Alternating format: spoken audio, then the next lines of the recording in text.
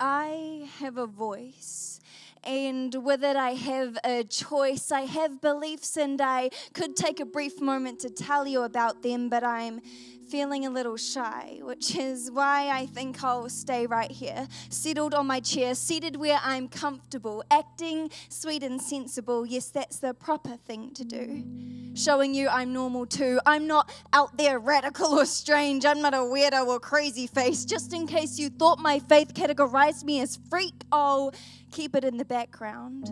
I won't speak anything that could be offensive or say anything that might shock. I'll stay silent as a rock. But oh wait, I forgot that if I shut my mouth, the rocks will cry out.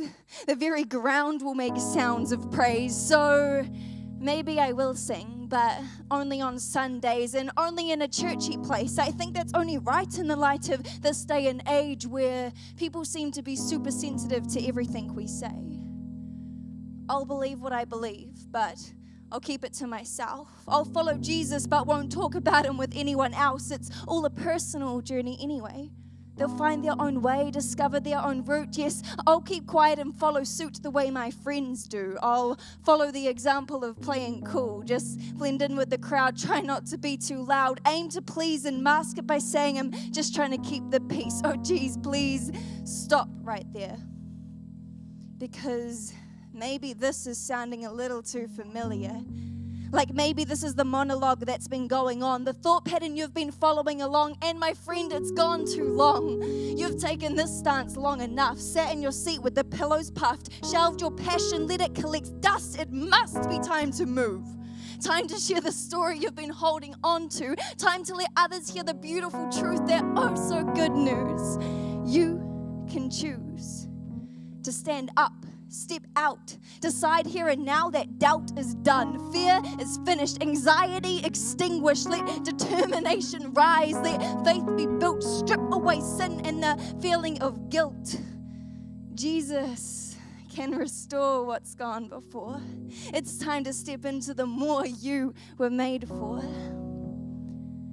Listen, if I held an antidote or if I discovered a cure, how would you feel if I didn't share it with more than just myself or the few I hold close? Wouldn't you want a dose? Wouldn't it be right to share it with the most people I could? And yet we keep Jesus, Savior and lover of our souls, on the down low. What the heck is up with that, bro? When we see heartbreak and brokenness on every corner and still fail to offer an introduction to Him, the one we so easily say saved our life, set us free.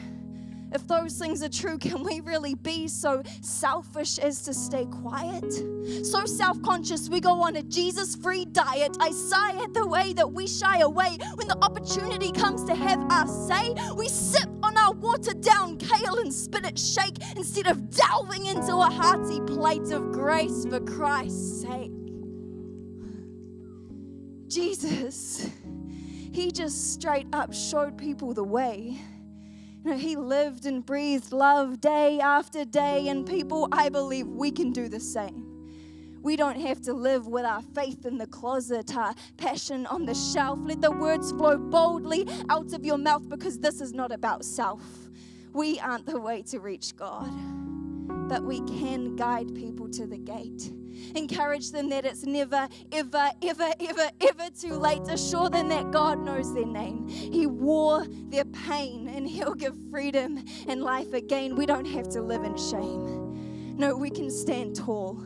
We can fight hard. We can dare to be vulnerable, and we can start to shift a culture away from being scared and tame. We, the youth of Aotearoa, can be the ones to go and live unashamed.